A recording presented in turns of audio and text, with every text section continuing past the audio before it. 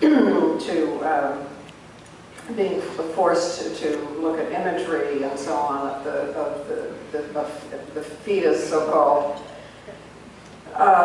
The worst, I think the worst one I've seen arising in the States was in South Dakota, where there was actually a bill proposed that murdering an abortion doctor be considered self-defense. Wow.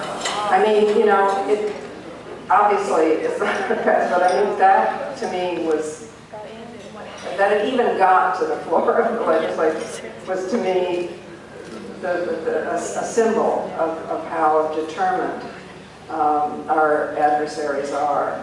So there's all the legislation that is coming up in Republican-controlled legislatures, state legislatures around the country.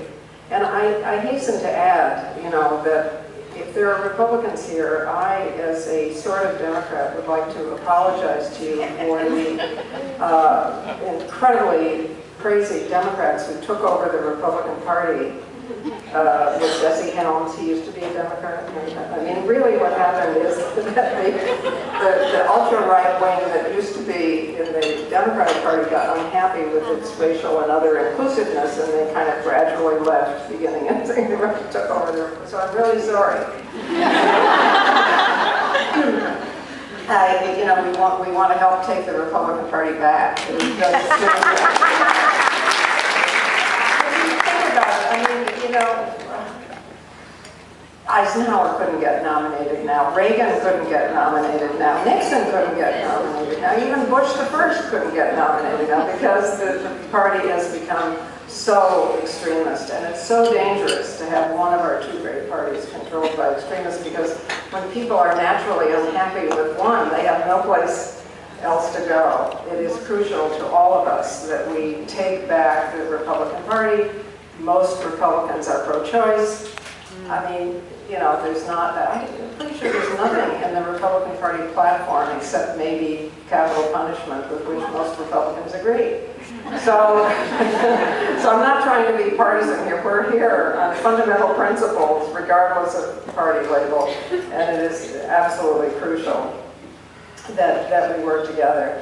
But in addition to those draconian measures coming up through the state legislatures, the Republican-controlled ones, we also have a drastic polarization, an economic polarization in this country that is growing ever worse. The Census Bureau's latest figures have come out, and though no one except Leslie Bennett's one woman writing for the Daily Beast actually has interpreted what they mean differentially for women and for men, it's true that now there are the numbers of women living in poverty are at a record high. The poverty rate among women rose to 14.5% last year, which is up, you know, it's the highest in many years. And the extreme poverty rate among women was the highest ever recorded, climbing to 6.3%. And if you consider African American women and Hispanic women, it's 25%. And incidentally, an extreme poverty rate, as you know, that means less than half of the poverty rate. And this is going to put extra pressure on Planned Parenthood, because the rate of unintended pregnancy among women who are below the poverty level is 5 times that among women who are above the poverty level, simply out of access. And because we are the only industrialized democracy in the world that doesn't teach sex education, real sex education, and contraception in our public schools. So this, in so many ways, Planned Parenthood is the bulwark of true democracy. And I just wanted to come and say thank you from the bottom of my heart for all the work and the caring that's represented in this room, and to really express what is too little expressed, I think, which is how important it is.